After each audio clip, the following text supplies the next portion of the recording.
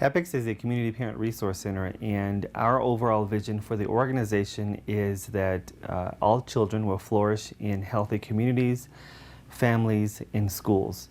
And we will achieve that vision through empowerment of families by allowing them learning opportunities that will provide them with the tools, the information, and the resources that are available to many families who have children with special needs and special health care needs, both developmental disabilities and physical disabilities. We constantly are in contact with families who have difficulties navigating systems, whether it be the educational system, healthcare, or other systems that are related to support services to meet their individual needs of their child. So what I decided to do then was to look at my role as an advocate.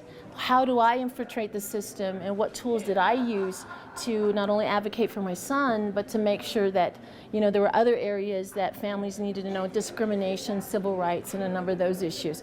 So I started to take my experience, pour it into families, and then I started to see a big change.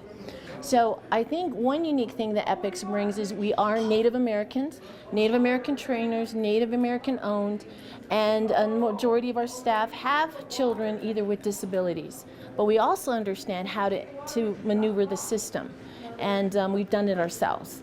So a lot of what we've taken on, we're incorporating that back into the families.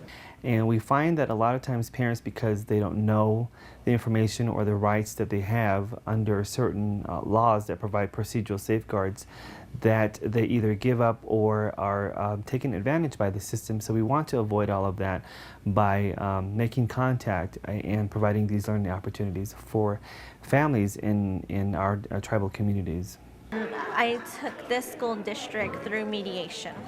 So EPICS guided me in that direction. They let me know what people I needed to contact and how I needed to get the ball rolling. And they oversaw the entire process. They called me the day after I had mediation and asked me how did it go, what happened, and so they shared in the celebration of the results. My daughter, I have a 12-year-old daughter who is diagnosed with autism. And EPICS had come into my community and had done a series of trainings. And so I found out through the Head Start director that our casino was hosting those trainings.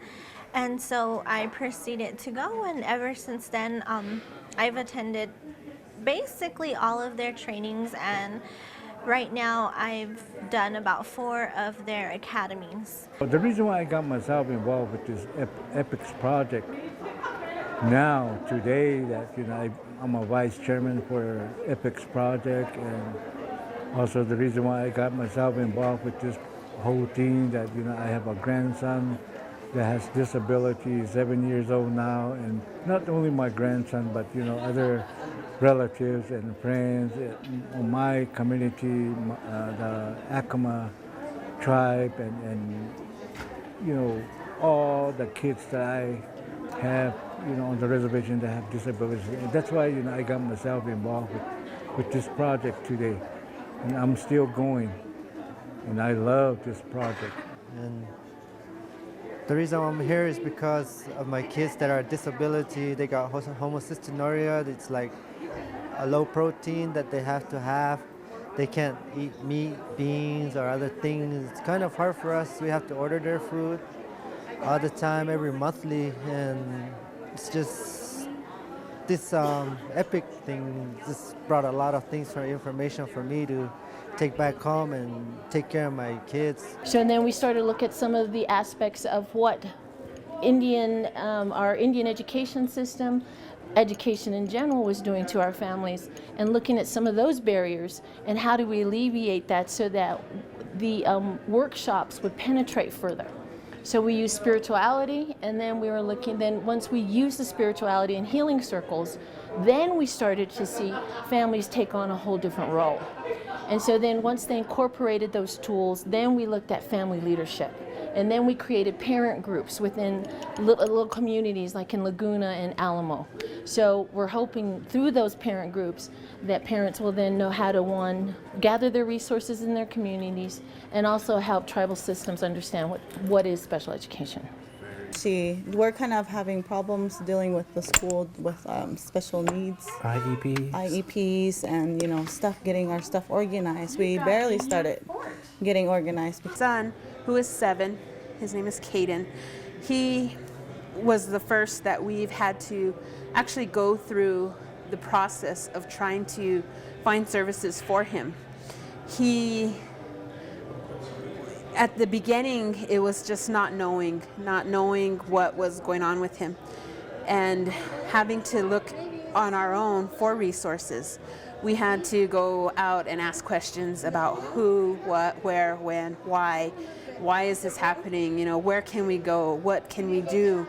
I think it is extremely helpful. I am a 110% supporter of EPICS. I think it serves a great need in the Native American community in educating families as to what their rights are, which is most important both in the school community for future careers and finding supports for families who have children with special needs. Also finding resources in the community. I think that EPICS and organizations like PRO help to tie families with resources as well as tying families with other families. Actually, I see a lot of that going on where we are sharing our stories with a new generation of parents.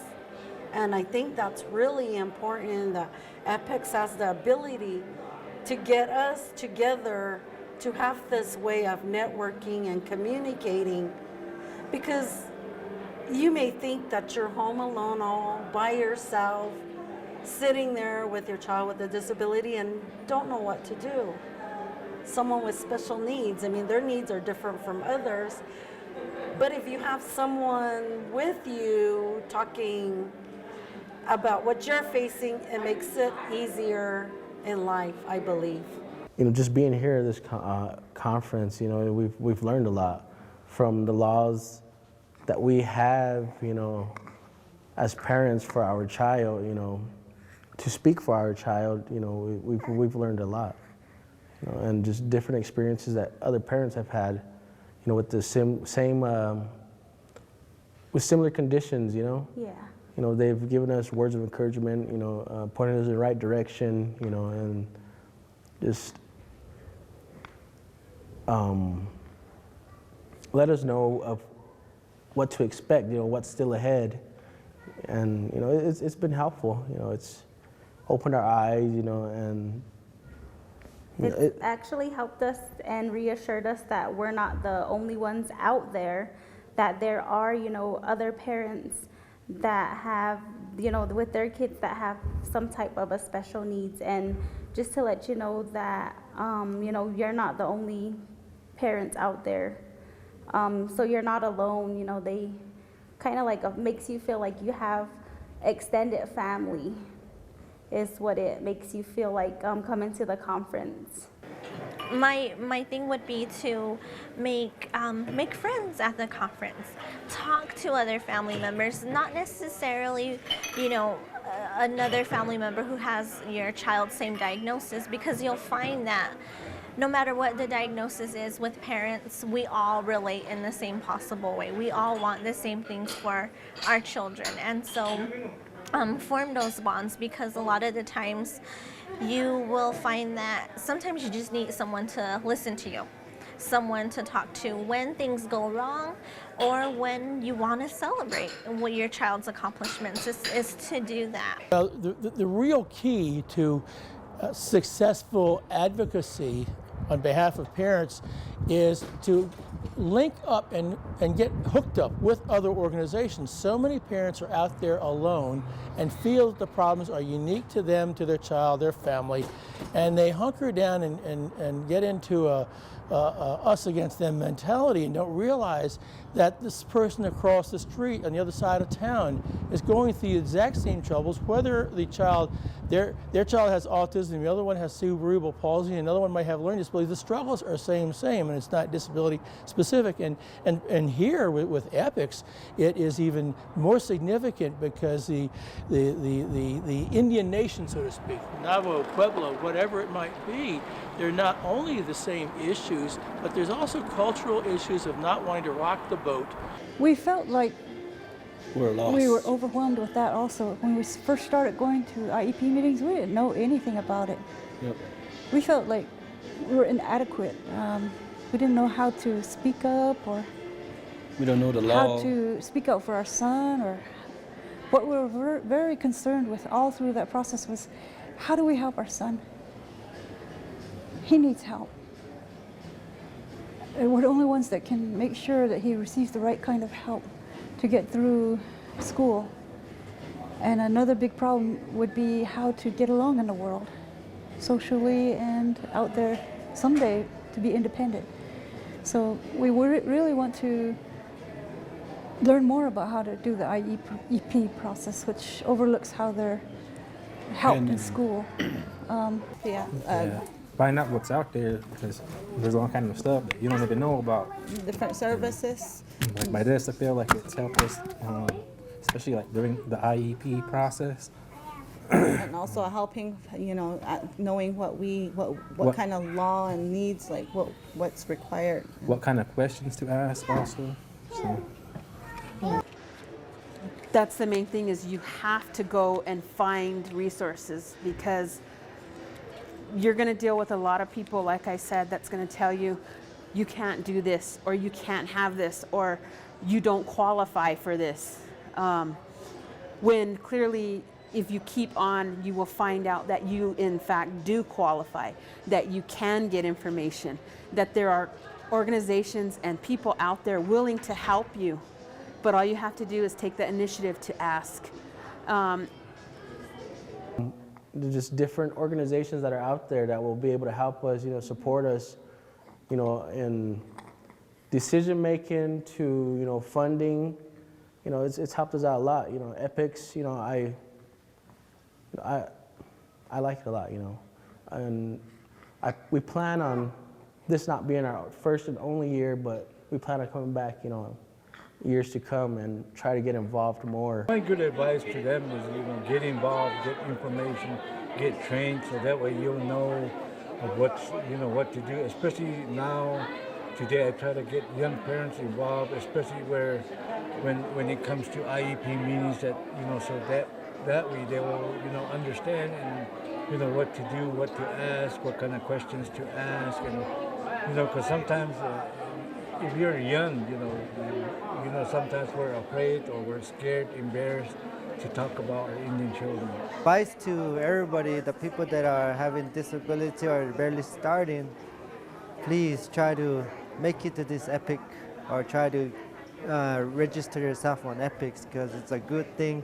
You learn a lot. You learn everything what you need to learn about your kid and about the family and how you're running your life. But this is a good place to come, and it's fun.